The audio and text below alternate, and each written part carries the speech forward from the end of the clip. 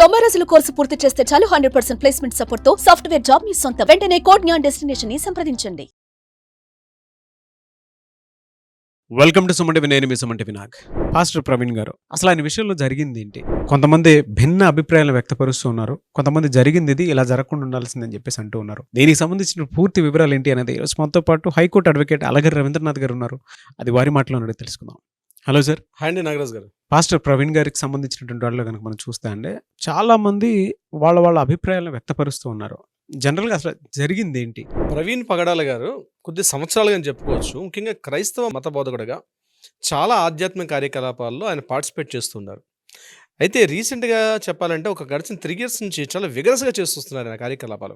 అంటే అటు ఉమ్మడి రాష్ట్రాలు అంటే అటు తెలంగాణ, ఆయన యాక్చువల్గా తెలంగాణ వాసి అయినప్పటికీ 2 రాష్ట్రాల్లో కూడా ప్రతి మారుమూల గ్రామాలకు కూడా వెళ్ళి ఆ కల్వరి సువార్త ఏదైతే చెప్పారో దానికి సంబంధించి ఆయన పూర్తిగా మారుమూల పల్లెల గ్రామాలకు కూడా వెళ్ళి ఆయన ముఖ్యంగా ఈ బైబిల్ యొక్క సూక్తుల్ని ప్రచారం చేయడంలో చాలా అద్భుతంగా ఉన్నారు. ఈ క్రమంలో భాగంగా అనేక వేల మందిని తన అనుచర గణాన్ని కూడా చాలా వరకు ఆయనకు అనుచర గణం కూడా ఉన్నారు. దీనికి సంబంధించి ఆయన ముఖ్యంగా ఈ క్రైస్తవ టెలివిజన్ ఛానల్స్లో కావచ్చు, క్రైస్తవ పత్రికల్లో కావచ్చు, ఆయన చేసేటువంటి వ్యాఖ్యలు అయితే మాత్రం బైబిల్ మీద ఒక పట్టు సాధించారు.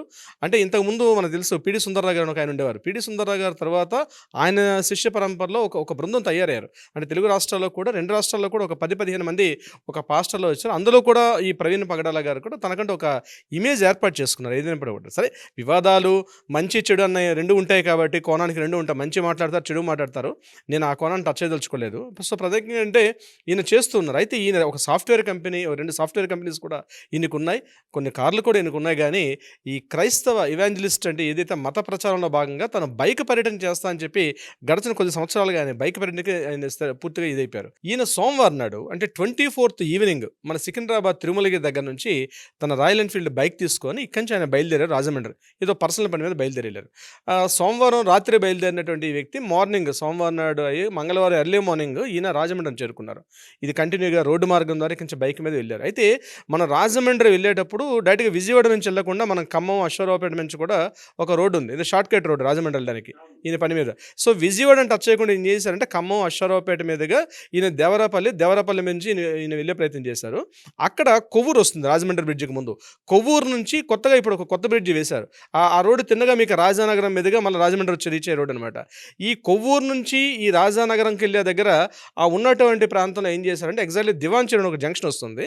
ఆ దివాంచెరు జంక్షన్ దగ్గర 4వ బ్రిడ్జ్, అది యాక్చువల్లీ 4th బ్రిడ్జ్, కొత్తగా గోదావరి మీద బ్రిడ్జిలు కట్టారు. అందులో 4th బ్రిడ్జ్ దగ్గర ఆ మలుపు దగ్గర ఉన్న భాగంలో ఏంటంటే ఈయన అక్కడ యాక్సిడెంట్కి గురై ఉన్నటువంటి ప్రదేశం అయితే కనిపించింది అక్కడ. ఇది ఎర్లీ మార్నింగ్ 5:36 ఆ టైంలో జరిగిన సంఘటనగా చెప్తున్నారు. ఇది రాజనగర్ రోడ్ టువర్డ్స్ మన రాజమండ్రిలోకి వెళ్ళే రోడ్ అనమాట. ఈ ప్రాంతంలో అక్కడ దృశ్యం చూసినటువంటి కొంతమంది ప్రత్యక్ష సాక్షులు ఏం చెప్తున్నారంటే అక్కడ ఈయన పూర్తిగా ముఖం అంతా కూడా డిస్ప్లేస్ అయిపోయింది, పూర్తిగా ముఖం అంతా కూడా చితికిపోయినట్టుగా ఉంది. అట్ ద సేమ్ టైం యాక్సిడెంట్లో బైక్ కూడా ఆయన మీద ఎక్కడైతే ఆయన ఉండిపోయారో ఆయన మీద బైక్ కూడా ఉంది. అట్ ద సేమ్ టైం అంతా పొగ దుమ్ము దులి బాగా పూర్తిగా అంతా ఉంది. ఇది యాక్సిడెంట్ కాదు, ఇది ఎవరో ఈయన మీద హత్య చేశారు అన్నటువంటి అభిప్రాయాన్ని ఈయనతో పాటు అక్కడ ఉన్నటువంటి కొంతమంది వ్యక్తపరచడం కూడా జరిగింది. దీని మీద ఇమీడియట్గా మనకి రాజానగరం ఉన్నటువంటి ఎస్పీ గారు కూడా దీన్ని చార్జ్ తీసుకొని ఇది రోడ్ యాక్సిడెంట్గా ఆయన చెప్పడం జరిగింది. అంటే అక్కడ జరిగింది ఆ మలుపులో ఈయన కొవ్వూరు టోల్ గేట్ దాటి ముందు వెళ్తున్నప్పుడు అక్కడ సీసీ ఫుటేజ్ మనకు దొరికింది. అట్ ద సేమ్ టైం ఆ టర్నింగ్లో దివాంచెరు దగ్గర ఉన్న ఒక సీసీ ఫుటేజ్. ఈయన కొవ్వూరు టోల్ గేట్ దాటుతునేటప్పుడు హెల్మెట్ ఉంది ఫేస్ మీద, అది స్లోగా వెళ్తున్నారు. సో రోడ్ యాక్సిడెంట్ని కాదు అని చెప్పడానికి వీలైనంటున్నారంటే ఆయన రోడ్ యాక్సిడెంట్ హిట్ చేయాలంటే కనీసం 100+ స్పీడ్లో ఉండాలి. బట్ కొవ్వూరు టోల్ గేట్ దాటుతున్నప్పుడు మాత్రం మన వీడియోలో కూడా చూసాం, చాలా స్లో మోషన్లో వెళ్తున్నారు. అక్కడ ఒక లారీని తప్పించే క్రమంలో కూడా రోడ్డు కంప్లీట్గా కిందకి దిగి పక్క నుంచి తప్పించుకు వెళ్తున్నట్టు ఒక వీడియో మనం చూసాం. తర్వాత దివాంచెరు దగ్గరికి వెళ్ళేసరికి 100 స్పీడ్లో ఉన్నట్టుగా కనిపిస్తుంది. అయితే ఇక్కడ పోలీసులు చెప్పిన విషయం ఏంటంటే ఇది రోడ్ యాక్సిడెంట్గా చెప్పడం జరిగింది. కానీ అక్కడ ఉన్న ప్రత్యక్ష సాక్షులు ఇది కాకుండా ఎప్పుడు ఇది సంఘటన జరిగిందో దగ్గర రాజమండ్రి, కాకినాడ, ఈ రావులపాలెం, ఇక్కడ ఉన్నటువంటి ఈ క్రైస్తవ మత ప్రచారాలు కావచ్చు, బోధకులు కావచ్చు, వీళ్ళందరూ ముఖ్యంగా విపి ప్రసాద్ గారు లాంటి వారు కూడా అక్కడికి వచ్చి జాయిన్ అయ్యి ఇది కేవలం పూర్తిగా హత్యగా వించబడ్డారు, ఇన్ని ప్రవీణ్ పగడాల మీద హత్యగా వించబడ్డారు అన్నటువంటి ఆ సిచ్యువేషన్ కూడా చెప్తున్నారు. అంటే మనిషి పడిపోవడం, ఆయన బాడీ మీద ఒక బైక్ ఉండడం, ముఖ్యంగా బైక్కి ఎటువంటి ఎక్కడ కూడా బ్యాక్ సైడ్ హిట్ అయితే ఎక్కడ కూడా బైక్ డ్యామేజ్ లేదు, బైక్ కంప్లీట్గా ఎలా ఉండాల్సిన స్థితిలో ఉంది.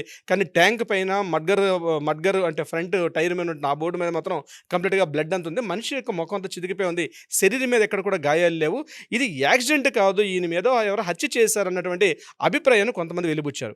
దీనికి నిదర్శనంగా ఏం చెప్పారంటే, ఒక 1 month బ్యాక్ సోషల్ మీడియా పోస్ట్లో కూడా ప్రవీణ్ పగడ గారు చెప్పినటువంటి విషయం ఏంటంటే, నా మీద కూడా థ్రెట్ ఉంది నా మీద, కాబట్టి నాకు ప్రాణహాని ఉందని.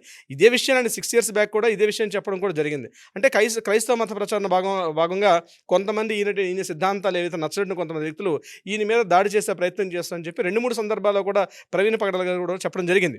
అయితే దానికి నిదర్శనంగా ఈ జరిగిన సంఘటన ఏంటంటే, పూర్తిగా ఇది జరిగిందని కన్ఫర్మేషన్కి వచ్చేసేటట్టు కొంతమంది ఏం చేశారంటే, ఈ బాడీని కంప్లీట్గా రాజమండ్రి హాస్పిటల్ తీసుకెళ్లారు. రాజమండ్రి నుంచి హాస్పిటల్, గవర్నమెంట్ హాస్పిటల్ ఇక పోస్ట్ మార్టం చేసే దగ్గర కొన్ని వేల మంది క్రైస్తవ మత ప్రచారకులు, అదేవిధంగా క్రైస్తవ ఫాలోవర్స్ చాలా మంది దీనికి వచ్చి ఇది ప్రభుత్వానికి వ్యతిరేకంగా వీళ్ళందరూ కూడా నినాదాలు చేస్తూ ఇది కంప్లీట్గా హత్య చేశారు, కొంతమంది కావాలని చేశారు, దీని యొక్క నిజాలు బయట పెట్టమని చెప్పి గట్టిగా వాళ్ళు ప్లకార్డ్స్ పెట్టుకుని కూడా గట్టిగా ఘర్షించడం మనకు కనిపిస్తున్న దృశ్యాలు కనిపిస్తున్నాయి. ఇమ్మీడియట్గా మన రాష్ట్రంలో ప్రజాశాంతి వ్యవస్థాపకుడైనటువంటి కేఏ పాల్ గారు రాష్ట్రంలో తనకంటూ ఒక ఐడెంటిఫికేషన్, ప్రతి విషయంలో కూడా స్పందిస్తున్నారు. కేఏ పాల్ గారు ప్రతి విషయంలో మాట్లాడడం జరుగుతుంది. ఆయన కూడా విశాఖ వాస్తవ్యులు, ఆయన కూడా చిలుకలపాలెం అనుకుంటా, ఆయన ఒక ఏర్పాటు చేసి ముఖ్యంగా ఈ క్రైస్తవ ఎవాంజలిస్ట్గా ఏ స్థాయికి వెళ్ళో తెలుసు. ఆయన పార్టీ పెట్టిన తర్వాత కూడా రాజకీయాల్లో కూడా ఎప్పటికప్పుడు తన ఐడెంటిటీని ఆయన చెప్పుకుంటూ వస్తున్నారు. ఇమీడియట్గా రాజమండ్రి వచ్చినటువంటి కేఏ పాల్ గారు కూడా దీని మీద మాట్లాడడం జరిగింది. ఇది ఖచ్చితంగా ఆయన కూడా కన్ఫర్మేషన్ చేశారు, ఇది హత్య చేశారు, ఇది ఎట్టి పరిస్థితుల్లో మర్డర్ తప్పించి ఇది యాక్సిడెంట్ కాదు, యాక్సిడెంట్గా చిత్రీకరిస్తుందని చెప్పి ముఖ్యంగా ఎస్పీ గారికి, అదేవిధంగా లోకల్గా ఉన్నటువంటి ఎమ్మెల్యే గారికి, ఎంపీ గారికి డిపార్ట్మెంట్ వైజ్ కూడా మాట్లాడుతూ, at the same time DIG గారికి, ఐజీ గారి లెవెల్లో కూడా మాట్లాడుతూ, హోమ్ మినిస్టర్ అనిత గారికి కూడా ఆవిడ ఒక సూటిగా ప్రశ్న వేస్తారు, దీన్ని మీరు ఇమీడియట్గా పోస్ట్ మార్టం రిపోర్ట్ను బయట పెట్టండి, కెమెరా అంటే ఫొటోస్ వీడియో షూట్లు చేస్తూ అక్కడ మీరు పెట్టమని చెప్తే, యాక్చువల్గా మనకి లీగల్ పరంగా ఏంటంటే పబ్లిక్లో ఎక్కడ కూడా పోస్ట్ మార్టం చూపించరు. ఆయన డిమాండ్ చేసింది అంటే పోస్ట్ మార్టం రిపోర్ట్ అంతా కూడా కెమెరాస్ అసలు పబ్లిక్లో పెట్టి చూపించమని చెప్పి. బట్ యాజ్ పర్ లీగల్గా దాని పోస్ట్ మార్టం అనేది మనం కంప్లీట్గా వీడియో షూట్ చేస్తూ చేయకూడదు. ఎవరైతే కుటుంబ సభ్యులు ఉన్నారో కుటుంబ సభ్యుల సమక్షంలో వాళ్ళ సిగ్నేచర్స్ తీసుకుని పోస్ట్ మార్టం చేస్తే తప్పించి ఇట్లా చేసే అవకాశం లేదు. కానీ ఇప్పటివరకు కూడా మనకి పోస్ట్ మార్టం రిపోర్ట్ అయితే రాలేదు. దీని మీద ప్రభుత్వం పూర్తిగా అక్కడే దీన్ని క్లోజ్ చేసేస్తున్నారు, దాన్ని అక్కడ ఈ మర్డర్గా కాకుండా ఇది యాక్సిడెంట్గా చిత్రీకరించి క్లోజ్ చేస్తున్నారని అని చెప్తున్నారు. ఇంతకుముందు కాకినాడ ఎంపీగా పనిచేసిన హర్ష్ కుమార్ గారు కూడా రావడం, ఇది ఖచ్చితంగా ఆయన కూడా చెప్తున్నారు, ఇది హత్య చేశారు తప్పించి ఇది యాక్సిడెంట్ కాదని చెప్పి. అంటే ఒకటి, ఈ సంఘటన జరిగిన తర్వాత భిన్నాభిప్రాయాలు వస్తాయి, హత్య జరిగిందా, మర్డర్ జరిగిందా, ఏం జరిగింది ఏదే అనే విషయం మీద రకరకాల భిన్నాభిప్రాయాలు వస్తున్నాయి దీని మీద. ఇప్పటికి కూడా ఈ క్షణం మన వీడియో చూసిన సమయానికైతే పర్టికులర్గా ఇది జరిగిందని చెప్పి ఎక్కడ మనకి ఇన్ఫర్మేషన్ రావట్లేదు, కానీ ఏదో మాత్రం జరిగి ఉంది. అది యాక్సిడెంట్ జరిగిందా, మర్డర్ జరిగిందా, ఎందుకంటే ఎర్లీ మార్నింగ్ 5:30, 6 o'clock అక్కడ చూసినటువంటి ఫిజికల్గా చూసిన వ్యక్తులు ఎవరు లేరు. అదేవిధంగా దాడి చేసినటువంటి ఆనవాళ్ళంటే అక్కడ చెప్తున్నటువంటి కామన్ మ్యాన్ పబ్లిక్గా మాట్లాడుకోవడం వేరు. యాక్చువల్గా పోస్ట్ మార్టం రిపోర్ట్లో కోర్టులో ఇచ్చినటువంటి నివేదికల ప్రకారం ఫోరెన్సిక్ రిపోర్ట్ వాళ్ళు కావచ్చు, ఎఫ్ఎస్ఎన్లో వాళ్ళు ఇచ్చిన రిపోర్ట్స్ ఇవన్నీ కూడా అక్కడ అంటే అనుమానాస్పదంగా ఏమైనా ఉన్నాయని అన్న విషయం మీద కూడా పూర్తిగా అక్కడ దాన్ని ఎక్కడ కూడా వీళ్ళు కంట్రోల్ చేయలే. మనం చూస్తున్న విజువల్స్ అని చూస్తుంటే ఇమీడియట్గా పోలీస్ డిపార్ట్మెంట్ వాళ్ళు ఎక్కడ కూడా దాన్ని వెళ్ళి అక్కడ ఆ యొక్క సిచ్యువేషన్ సీన్ని ఎక్కడ క్లోజ్ చేసిన ఆనవాళ్ళు కూడా కనిపించట్లేదు. అంటే వీళ్ళు పోలీస్ డిపార్ట్మెంట్ వెళ్ళి సీన్లోకి వెళ్ళి దాన్ని క్యాప్చర్ చేసే సిచ్యువేషన్ బిఫోరే చాలా మంది వెళ్ళి ఆ సిచ్యువేషన్ కూడా మార్చినట్టుగా కనిపిస్తున్నారు. సో ఏం జరిగింది, నిజం జరిగిందా, అది ఏం జరిగిందనే విషయం తొందరగానే బహుశా వెలుగులోకి వచ్చే అవకాశం కూడా ఉంటుంది. ఏదేమైనా ఇటువంటి జరిగే సంఘటన జరగకూడదని కోరుకుందాం. అది ఏ మత ప్రచారమైనా సరే, హిందువులా లేకపోతే క్రిస్టియన్సా లేదా ముస్లిమ్స్ అని, ఎందుకంటే ఒక భిన్నత్వం లేకత్వంగా అందరం కలిసి వెళ్తున్నాం కాబట్టి ఎవరి అభిప్రాయాలు వాళ్ళకు ఉంటాయి. ఇట్లాంటి సంఘటన జరగకూడదని అయితే అనుకుంటున్నాం, మనం జరగకూడదని అనుకుంటాం, మర్డర్ జరగకూడదు అనుకుంటాం. బట్ ఏం జరిగినా నిజాలు ప్రభుత్వ నివేదికలు, అక్కడ పోలీసులు యంత్రాంగం పూర్తిగా బట్టబయలు పెడితే తప్ప ఈ విషయం వెలుగులోకి రాదు. నాగరాజ్ గారు, ట్రూ సార్, ఏదేమైనా ఇలాంటివి మాత్రం జరగకుండా ఉండాల్సిందే.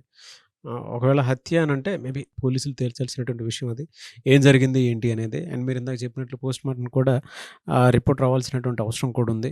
ప్రతి ఒక్కరూ కూడా ఇది హత్య లేదంటే ఇంకేమైనా జరిగిందా అనుకునేటువంటి కోణాల్లో చాలామంది ఎదురు చూస్తూ ఉన్నారు. బాధాకరం ఏదేమైనా సరే ఇటువంటి సంఘటనలు అయితే. Anyways thank you so much Ravindranath గారు. Thank you so much Nagaraj గారు. సుమన్ టీవీలో మీ పర్సనల్ అండ్ బిజినెస్ ప్రమోషన్స్ కోసం కింది నెంబర్కి కాంటాక్ట్ చేయండి.